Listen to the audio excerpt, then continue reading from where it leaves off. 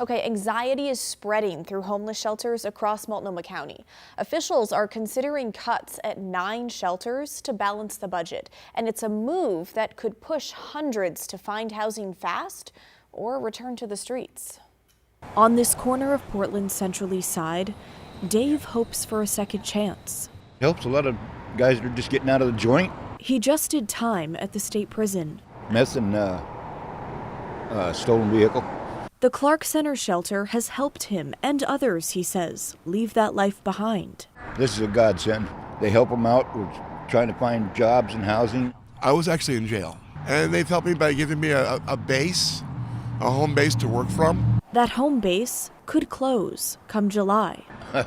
Stressed. Multnomah County officials are proposing cuts to homeless programs to fill a $68 million gap in the Homeless Services Department. I was saddened because there's really no place else I could go to. It sucked. It was shocking.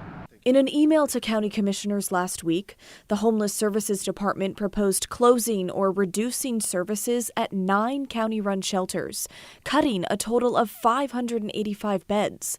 Just over 1,500 would remain. I don't understand why they're closing overnight shelters. Officials say it's so the county can continue to fund all of its permanent supportive housing, keeping 2,000 people housed.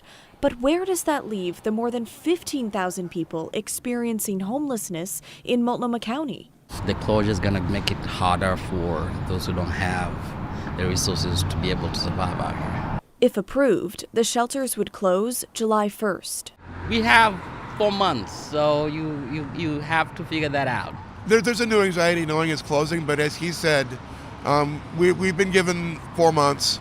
In an email to county commissioners, the interim executive director of the Homeless Services Department wrote, "I do hope you know that none of these recommendations were easy, but also know that our North Star in all of this was to right-size and balance our investments, now that the vast majority of one-time only funds have expired."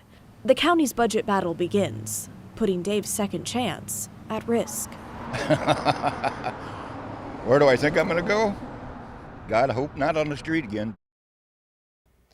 Okay, along with the proposed cuts, the county's Homeless Services Department is asking commissioners for $10 million in one-time funds so they can place more people from shelters into housing. Now, all of these proposals are just that, proposals. They're not final. Between now and June, the Board of County Commissioners will hold work sessions and meetings talking about how they will fill the budget gap. So these proposals, they could change.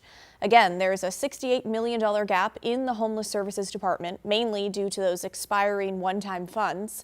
There's also a $10 million gap in the general fund.